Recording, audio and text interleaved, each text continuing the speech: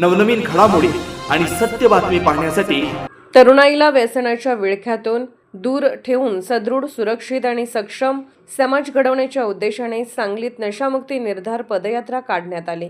मंत्री चंद्रकांत पाटील यांनी या पदयात्रेला झेंडा दाखवून पदयात्रेत सहभाग घेतला।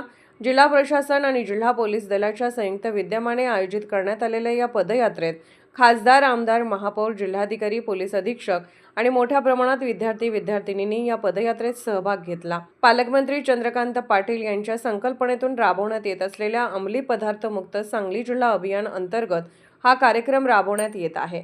कल्पद्रुम मैदान, नेमिनाथ नगर, विश्रामबाग येथून पदयात्रेला सुरुवात झाली। विविध जनजागृतीपर फलक, घोषवाक्ये आणि नशामुक्तीचा संदेश देत सहभागी नागरिकांनी शहरातून पदयात्रा काढली। पदयात्रेची सांगता सांगली पोलीस मुख्यालय येथे करण्यात आली। यावेळी व्यसनापासून दूर राहण्याचा आणि समाजाला व्यसनमुक्त करण्याचा सामूहिक निर्धार करण्यात आला।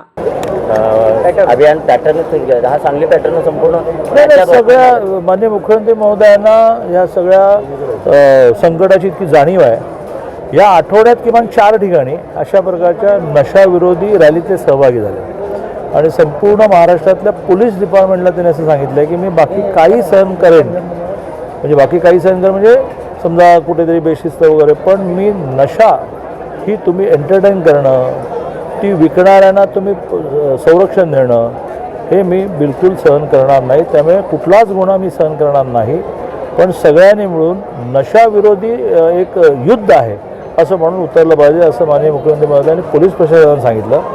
शाळा कॉलेजेसना सांगितलं की मोठ्या प्रमाणावर ह्याचं प्रबोधन आपण केलं पाहिजे। फूड अँड ड्रग्ज या बाबतीत कमी पडत आहे। मुंडे साहेब आता राज्याचे आयुक्त आहेत, त्यांना कशी ताकद देणार आहे, कारण त्यांनी अत्यंत चांगलं काम केलेलं आहे। नाही, माननीय मुख्यमंत्री महोदयांनी त्यांनी ज्या धडक मोहिमा चालू केल्या आहेत त्याला सपोर्टच केला आहे आणि त्यांना असं म्हटलं की गो अहेड, आप आगे चलो, हम आपके साथ आहे, बस।